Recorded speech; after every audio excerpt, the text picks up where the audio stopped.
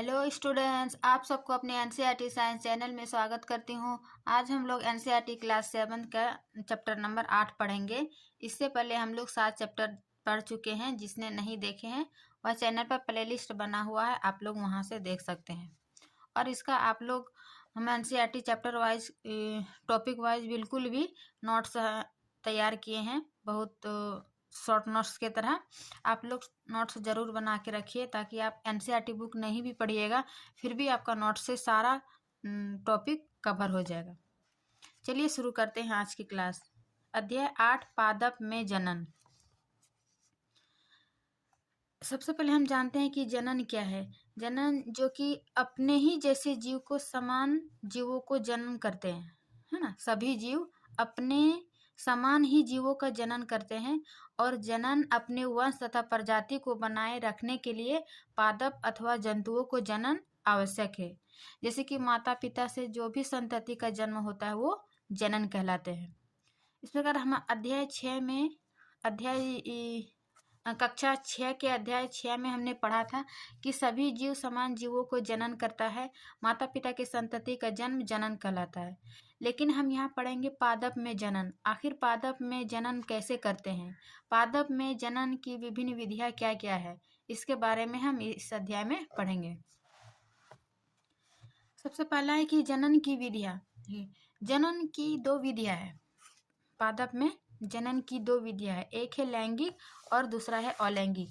लैंगिक में क्या होता है, इसमें बीज बनता है, बीज से फल का निर्माण होता है ना। और इस प्रकार लैंगिक जनन में मतलब बीज से ही नया पादप बनता है। लेकिन अलैंगिक जनन में क्या होता है, इसमें पादप बिना बीज के ही नए पादप का उत्पन्न कर सकते हैं। तो ये अलैंगिक विधि में आता है। जैसे कि पादप के विभिन्न भाग जैसे मूल, तना, पत्तियां, ये सब क्या है, पादप के कायिक अंग कहलाते हैं।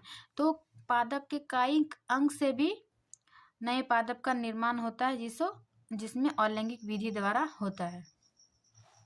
अब हम जानते हैं कि अलैंगिक जनन की कौन कौन से विधियां हैं। जैसे कि कायिक प्रवर्धन, खंडन, मुकुलन, बीजाणु निर्माण, ये सब क्या है, अलैंगिक जनन की विधियां है।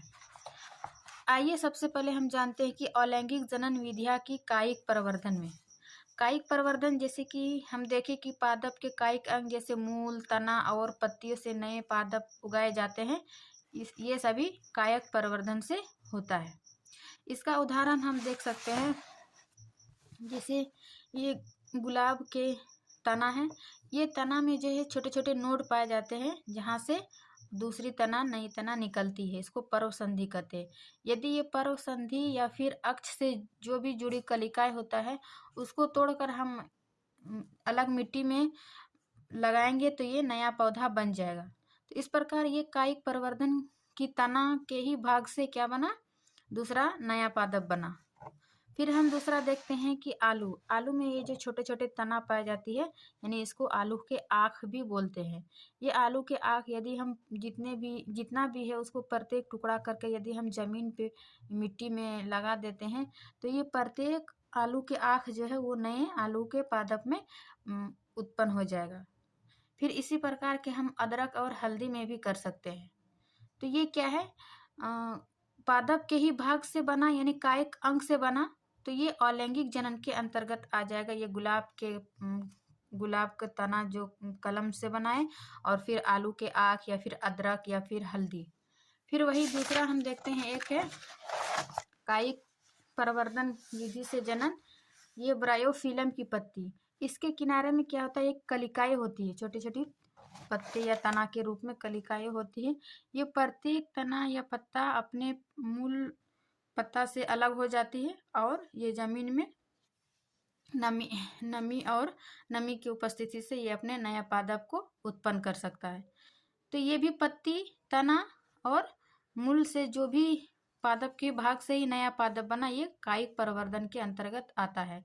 और ये कायिक प्रवर्धन अलैंगिक जनन की विधि है। इस प्रकार हम देखें। फिर अब हम दूसरा देखते हैं मुकुलन। मुकुलन विधि में जनन किसका होता है, इसका उदाहरण हम ईस्ट के बारे में पढ़ते हैं। ईस्ट में क्या होता है, देखिए चित्र में, ये है ईस्ट। ईस्ट क्या है? ईस्ट एक कोशिकीय जीव है ना।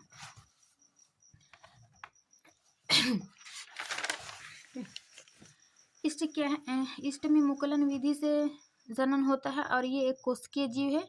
ईस्ट जो है कोशिका से, ये ईस्ट कोशिका है, इसमें क्या होता है, इससे विकसित मुकुलन होता है ना। ये धीरे धीरे मुकुलन में विकसित हो जाते हैं, यानी मुकुलन विधि करके जनन सेल से अलग होकर नए सेल का निर्माण बना देते हैं।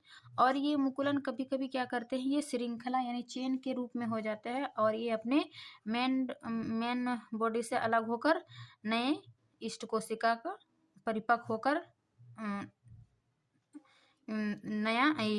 नया मुकुलन से नए विकसित हो जाते हैं, है ना। तो इस प्रकार हम देखें मुकुलन विधि भी ये क्या है, अलैंगिक जनन की विधि है। अब हम तीसरा देखते हैं खंडन। खंडन विधि में क्या होता है, इसमें बॉडी के पार्ट यानी टुकड़ों में टूट जाते हैं। इस विधि में हम देखते हैं एल्गी को यानी शैवाल। ये शैवाल कहाँ पाए जाते हैं, जहाँ पर नमी प्राय नमी स्थानों पर या फिर नदी तालाबों या फिर ठहरे हुए पानी में शैवाल को देखा जाता है, जो कि हरे हरे रंग का होता है, जिसको हम लोग पादप समझ लेते हैं, जो कि फिसलनदार होता है। देखिए ये कम समय में ही यदि इसको न्यूट्रिशन मिल जाए तो ये बहुत जल्दी ही ग्रोथ कर जाते हैं। जैसे कि यहाँ उदाहरण दिया स्पायरोगैरा। स्पायरोगैरा क्या है, एक एल्गी है और ये खंडन विधि से क्या करते हैं, ये अपने पूरे क्षेत्र में बड़े ही जल्दी फैल जाते हैं। तो शैवाल में हम क्या देखें कि खंडन विधि से अलैंगिक जनन की विधि होती है। फिर हम अलैंगिक जनन विधि में आगे क्या देखें, बीजाणु निर्माण। बीजाणु निर्माण में क्या होता है, बीजाणु निर्माण प्रायः फंगस में देखा जाता है। फंगस या फिर मॉस या फर्न, जो कि टेरिडोफाइटा के अंतर्गत आता है। इसमें क्या होता है, वायु में जो भी उपस्थित बीजाणु है वो फंगस उग जाते हैं ना। जो भी बीजाणु होता है उसमें फंगस उग जाते हैं।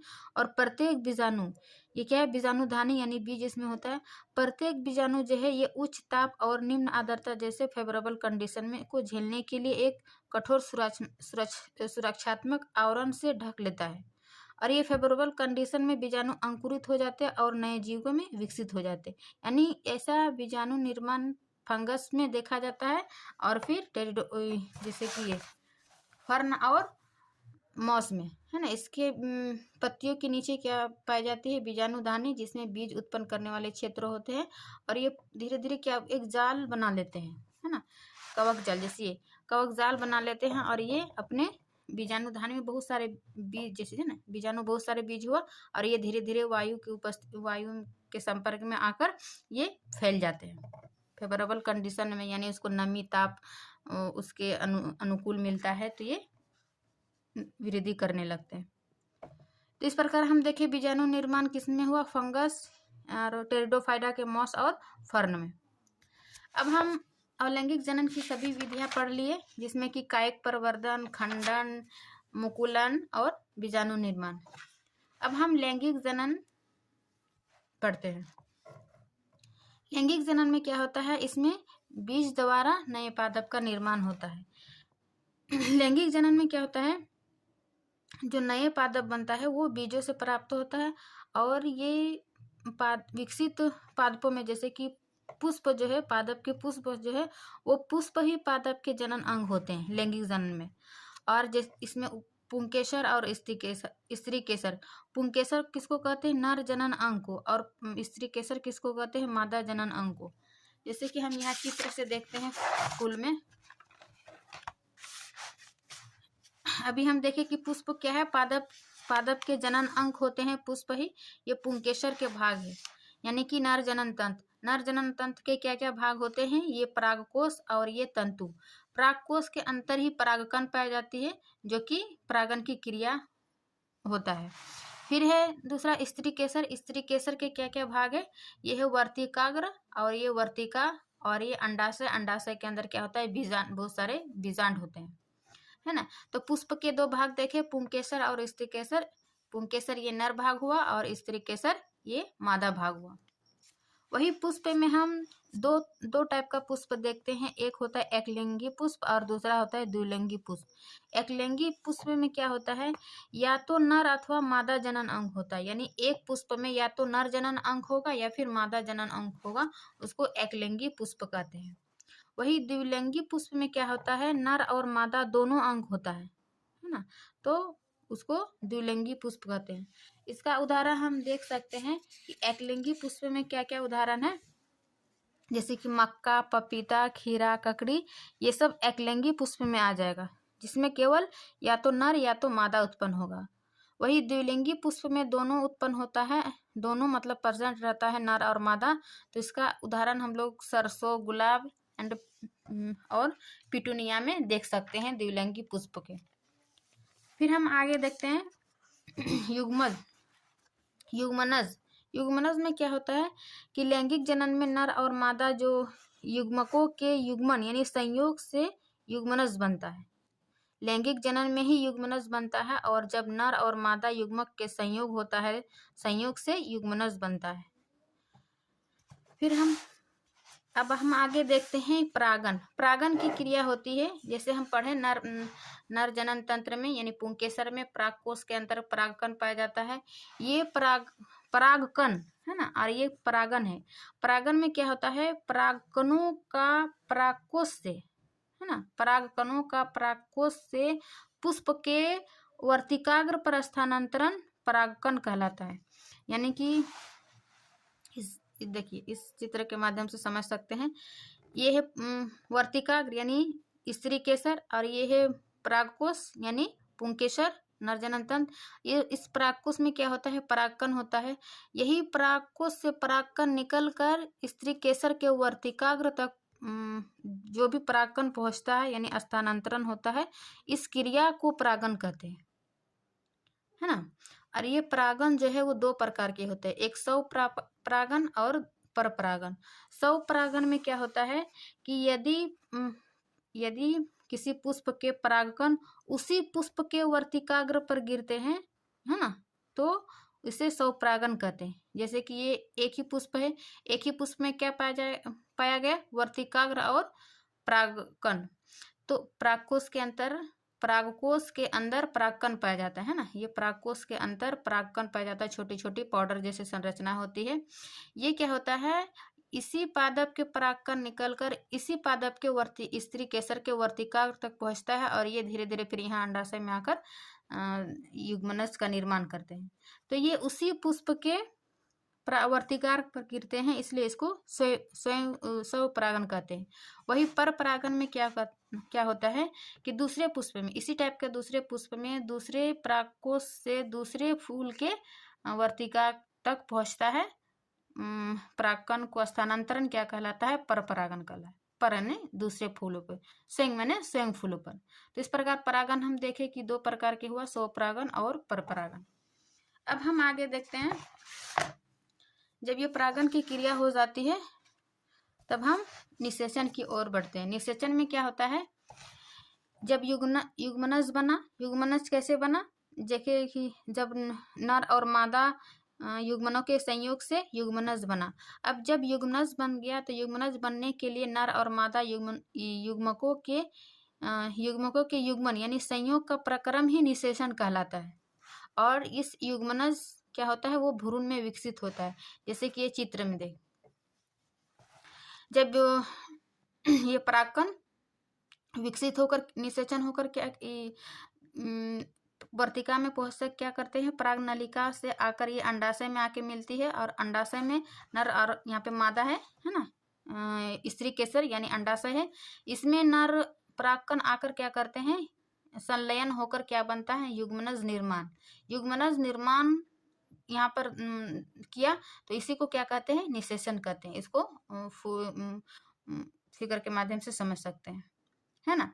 तो जब निषेचन बने, अब जब परागन की क्रिया हो गई, निषेचन की क्रिया हो जाती, तो निषेचन के बाद क्या बनता है, फल और बीज का विकास। यानी निषेचन के बाद जो भी परिपक्व हो जाता है, परिपक्व अंडाशय क्या बनता है, फल के रूप में विकसित हो जाता है।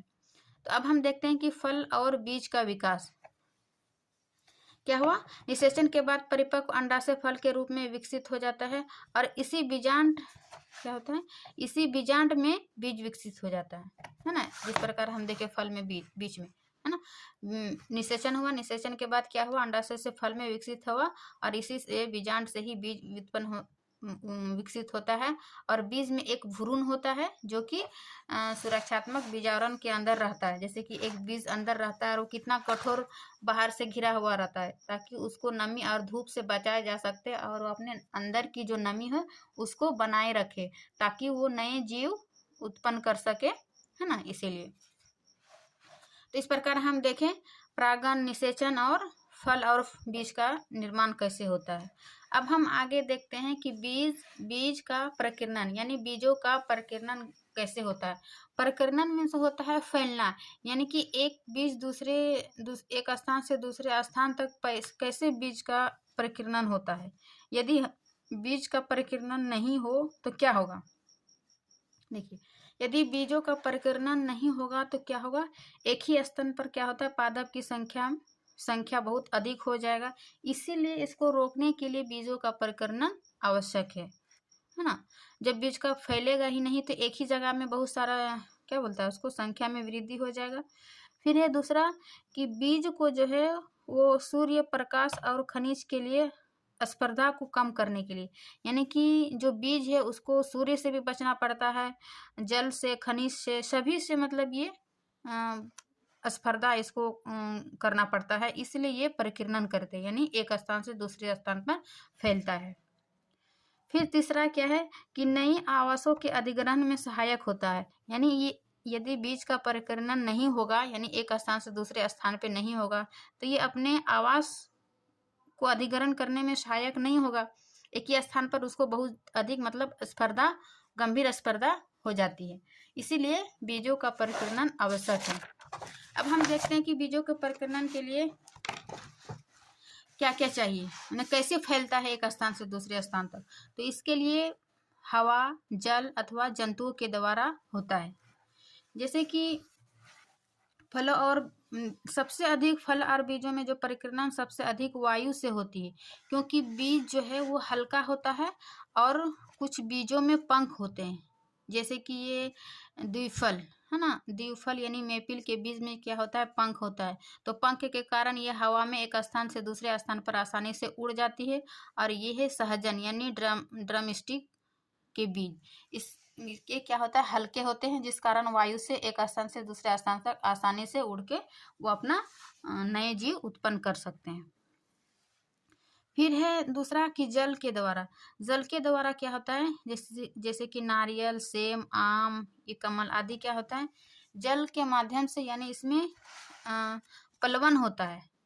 ये क्या करते हैं, तैर के एक स्थान से दूसरे स्थान तक पहुंच जाते हैं। तो ये जल वायु द्वारा, और दूसरा हो गया जल के द्वारा भी बीज का परिकीर्णन होता है। और तीसरा क्या है, कभी कभी क्या होता है स्वयं फटने से, है ना, स्वयं फटने से ये बीज क्या होता है, भूमि पर बीज दूर दूर तक बिखर जाते हैं। जैसे कि मटर, भिंडी, अरहर, ये सब क्या होता है, ये इसका बीज जो है वो स्वयं फटकर अपने स्थान से दूसरे स्थान पर छिटक कर पहुंच जाते, बिखर जाते हैं पूरा, है ना। इसका उदाहरण हम भिंडी, अरहर, मटर ये सब में देख सकते हैं। फिर है जंतुओं द्वारा क्या होता है कि कुछ इसका बीज जो है जंतु कटीले और हुक जैसा, जैसे कि ये जेंथियम और यूरेनिया में देख सकते हैं। इसके बॉडी में जो है कांटे पाए जाते हैं या फिर हुक जैसे संरचनाएं पाई जाती है। इसमें क्या होता है कि जब इसमें दूसरे जानवर शरीर इस पर बैठता है तो क्या इसके शरीर में चिपक जाते हैं या फिर हमें कपड़ों में चिपक जाते हैं। तो इस प्रकार जंतु और कपड़ों में चिपक कर ये क्या करते हैं, ये दूसरे स्थान पर है ना स्थानांतरित हो जाता है, यानी फैल जाता है। तो ये जंतुओं के माध्यम से भी हुआ। और फिर कुछ पक्षियों के द्वारा भी होता है। जैसे पक्षियों क्या करते हैं, बरगद और पीपल आदि फलों को खा लेते हैं, लेकिन वो बीज को पचा नहीं पाते हैं। जब बीज को पचा नहीं पाते हैं तो वो क्या करते हैं, जब वो मल द्वारा बाहर निकाल देते हैं कहीं दूर जाकर, है ना, पक्षी तो एक जगह बैठा नहीं रहेगा, तो वो क्या करते हैं, दूर जाकर मल द्वारा बाहर निकाल देते हैं और वही बीज फिर नमी पाकर अंकुरित हो जाते हैं और इस प्रकार नई बीज बन जाता है, यानी बीज का फैलाव परिकीर्णन हो गया, एक स्थान से दूसरे स्थान पर फैल गया। इस प्रकार हम क्या देखें कि बीज का परिकीर्णन जल, वायु अथवा जंतुओं या फिर पक्षियों द्वारा होता है। तो ये थी आज की अध्याय 8 पादप में जनन थ्योरी क्लास। अब हम चलते हैं अभ्यास की ओर।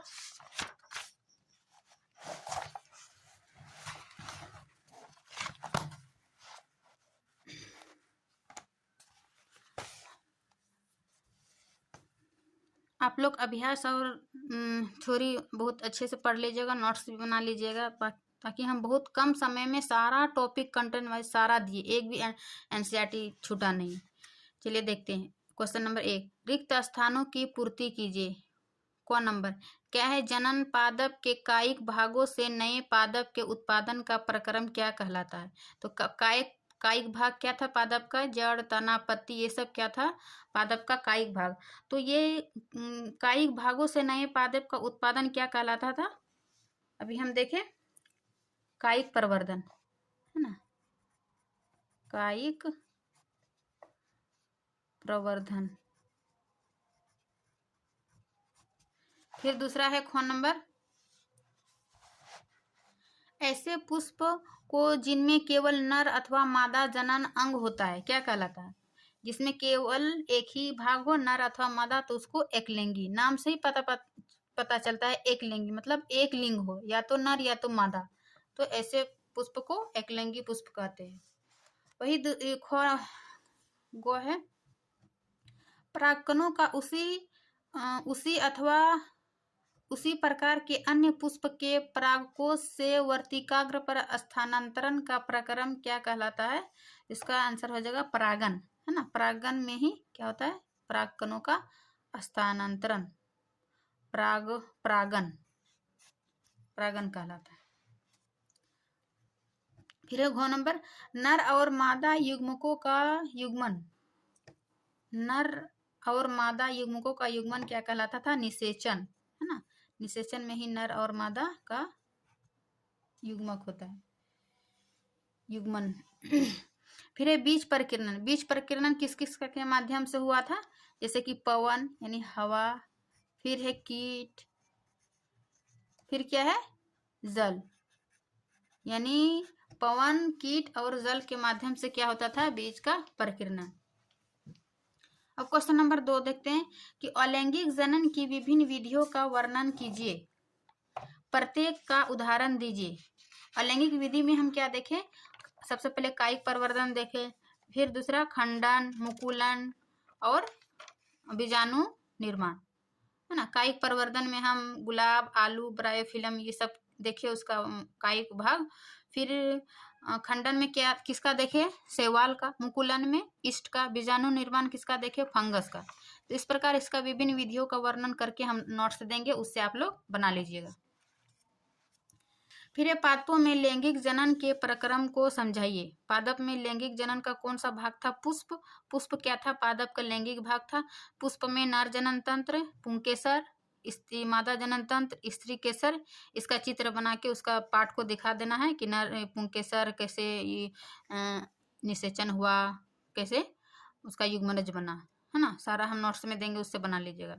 फिर क्वेश्चन नंबर 4, अलैंगिक और लैंगिक जनन के बीच प्रमुख अंतर बताइए। देखिए अलैंगिक में क्या होता था, इसमें बीज नहीं बनता था, और लैंगिक में बीज बना।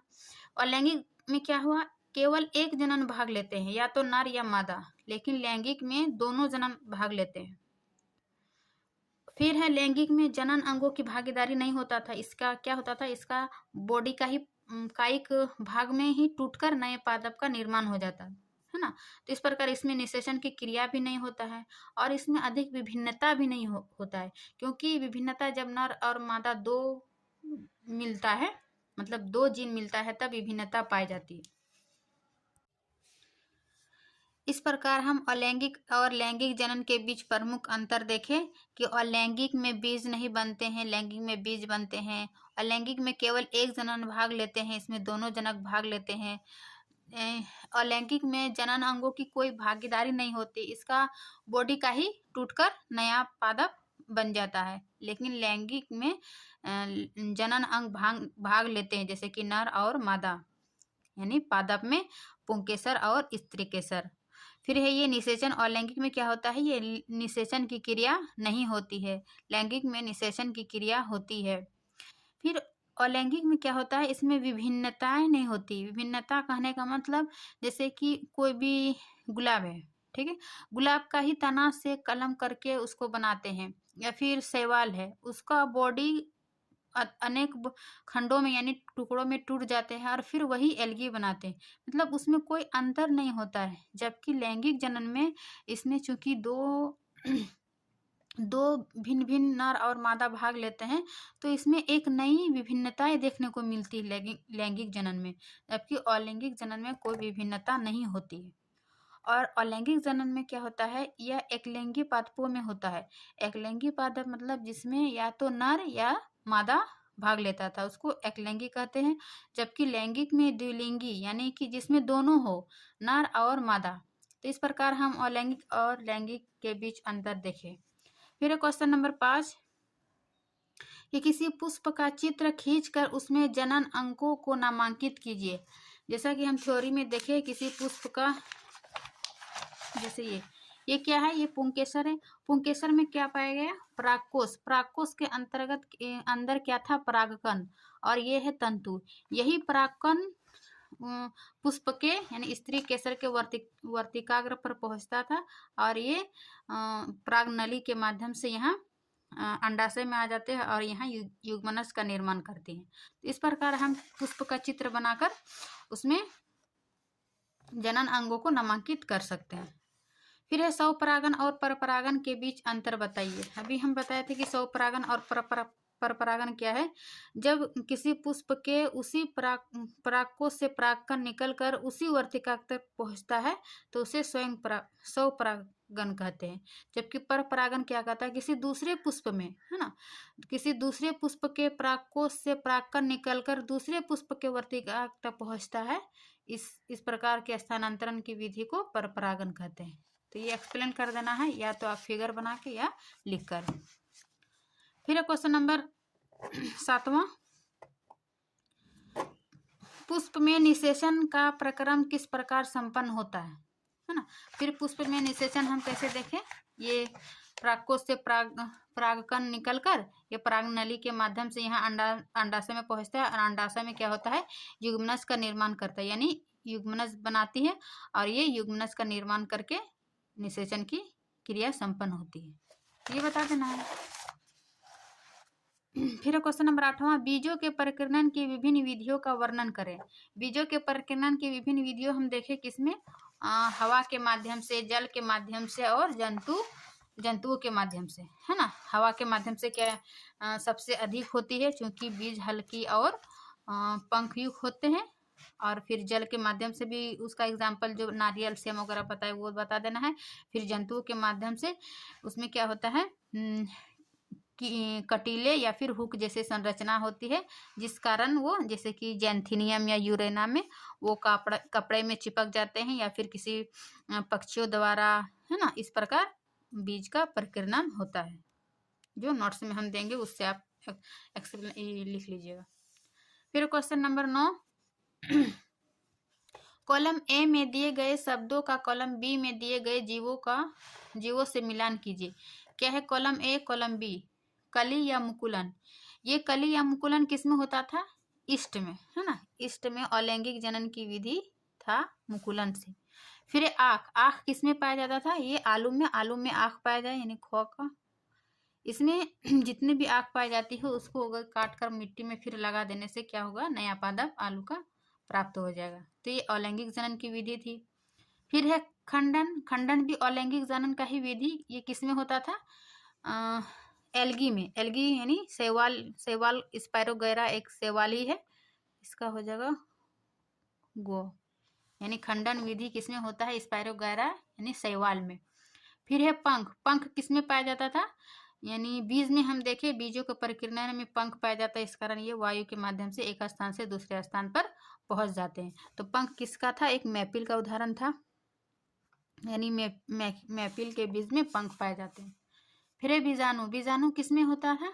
अलैंगिक जनन की ये विधि है, यानी फंगस में, जिसको फफूंद के कहते हैं। फफूंद यानी कि डबल रोटी की फफूंद, यानी ये क्या होता था? बीजाणु के माध्यम से जनन करते हैं, जो कि यह एक अलैंगिक विधि है। तो इस प्रकार ये मिलान कर लीजिएगा। फिर क्वेश्चन नंबर 10, सही विकल्प पर सही निशान लगाइए। क्या है? पादप का जनन भाग होता है उसका, नहीं, पादप का जनन भाग क्या होता है? जैसे हम देखिए पुष्प, है ना, पुष्प में ही क्या पाया जाता था? पुंकेसर और स्त्री केसर, ये क्या है? पादप का जनन भाग। फिर नर और मादा युग्मक के युग्मन का प्रक्रम क्या कहलाता है? देखिए प्रक्रम पूछेगा तो यहाँ निषेचन हो जाएगा, है ना। नर और मादा के युग्मक के युग्मन का प्रक्रम निषेचन कहलाता है। फिर है वो परिपक्व होने पर अंडाशय विकसित हो जाता है। देखिए परिपक्व, सबसे पहले युग्मनक बना, युग्मनक के बाद क्या हुआ? निषेचन की क्रिया। निषेचन क्या हुआ? ये भ्रूण में, युग्मनक भ्रूण में विकसित हो जाता है, और फिर यही भ्रूण परिपक्व होकर अंडाशय में विकसित हो जाता है। अंडाशय, और फिर अंडाशय विकसित होकर क्या बनता है? फल बनता है ना। फिर है घ नंबर, बीजाणु उत्पन्न करने वाला एक पादप जीव है। किसमें बीजाणु उत्पन्न होता था? यानी फंगस, कवक, ये तो इसका आंसर हो जाएगा डबल रोटी का फफूंद। गुलाब में क्या था? कलम विधि द्वारा। आलू में क्या था? आँख। और अदरक में भी उसका कायिक भाग से ही। फिर आगे देखते हैं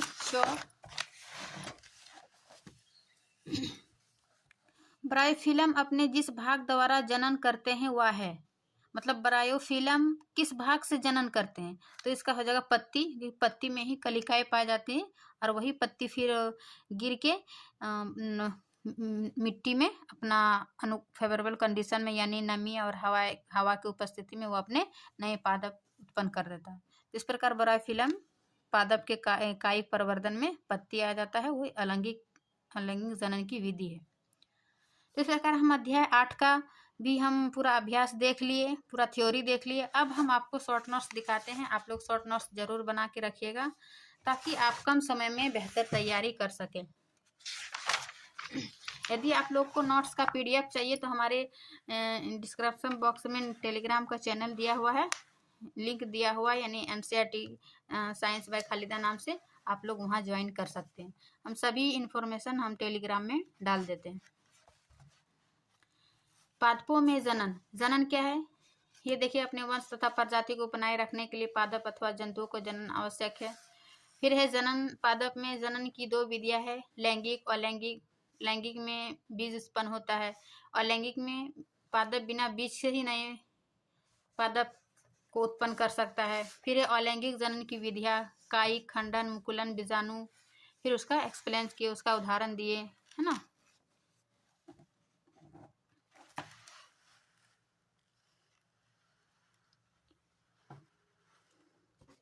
फिर कायिक प्रवर्धन के लाभ, इसका थ्योरी में थोड़ा नहीं देखे, यहाँ नोट्स में लिखे। कायिक प्रवर्धन के लिए क्या लाभ है? क्या होता है कि इसके द्वारा उत्पन्न पादपों में पुष्प और फल कम समय में ही उग जाते हैं। कम समय में कहने का मतलब, जैसे कि उसका बॉडी का ही खंडन हुआ, उसका बॉडी ही टूटा, तो ये क्या हुआ? कम समय में पौधा, नया पौधा उग जाता है, या फिर उसमें फल भी आने लगता है। तो ये कायिक प्रवर्धन के लाभ है। फिर है दूसरा, नए पादप यथार्थ प्रतिलिपि होते हैं, क्योंकि वे एक ही जनक द्वारा उत्पन्न होता है ना। लैंगिक और लैंगिक जनन में हम क्या देखें कि एक ही जनक द्वारा उत्पन्न होता है नए पादप, तो ये इसका प्रतिलिपि यानी हूबहू होता है। जिस प्रकार शैवाल है, उसका बॉडी का ही खंडन करके नया शैवाल उत्पन्न हुआ, तो ये क्या हुआ? उसी का प्रतिलिपि, उसमें कोई विभिन्नता नहीं हुआ। जैसे अलैंगिक और लैंगिक में इसका अंतर में हम विभिन्नता को बताएं, है ना, कि इसमें अलैंगिक में कोई विभिन्नता नहीं पाई जाएगी, जबकि लैंगिक में विभिन्नता पाई जाएगी, क्योंकि उसमें दोनों जनक भाग लेते हैं, है ना। फिर हम खंडन देखें, एल्गी में 2 या अधिक खंडों में विखंडित हो जाते हैं नए टुकड़े। फिर प्रत्येक टुकड़े जो है नए जीवों में वृद्धि कर बड़े क्षेत्र में फैल जाते हैं। फिर आगे हम देखें मुकुलन। मुकुलन विधि से ईस्ट में होता है। ईस्ट क्या है? एक कोश के जीव है। फिर ये बीजाणु निर्माण फंगस में, इसमें मॉस फर्न, ये फंगस आ जाएगा। फिर ये लैंगिक जनन, लैंगिक बीजन क्या करते हैं? पादप बीज उत्पन्न करते हैं और नए पादप बीजों से प्राप्त करते हैं। पुष्प है ना, पुष्प एक लिंगी द्विलिंगी।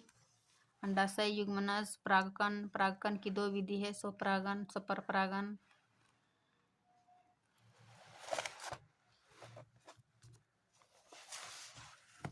फिर है निषेचन।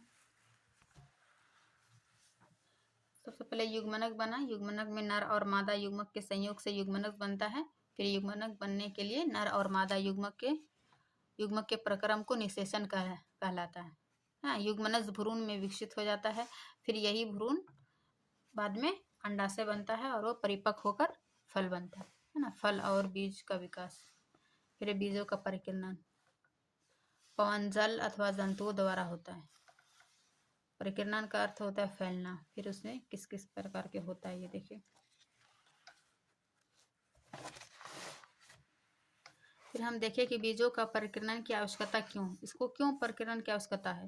क्योंकि एक ही स्थान पर पादप की संख्या में वृद्धि को रोकने के लिए, यदि बीज एक स्थान से दूसरे स्थान पर फैलेगा नहीं, परिकीर्णन नहीं होगा, तो वो क्या होगा? एक ही स्थान पर उसकी संख्या में वृद्धि हो जाएगा। इसको रोकने के लिए परिकीर्णन की आवश्यकता है। फिर सूर्य से प्रकाश, जल और खनिजों के लिए स्पर्धा को कम करने के लिए बीजों को जो है उसको जल, खनिज, सूर्य से स्पर्धा करनी पड़ती है, यानी उसको अपने स्थिति में बनाए रखता है जब तक कि नया पादप उससे उत्पन्न ना हो।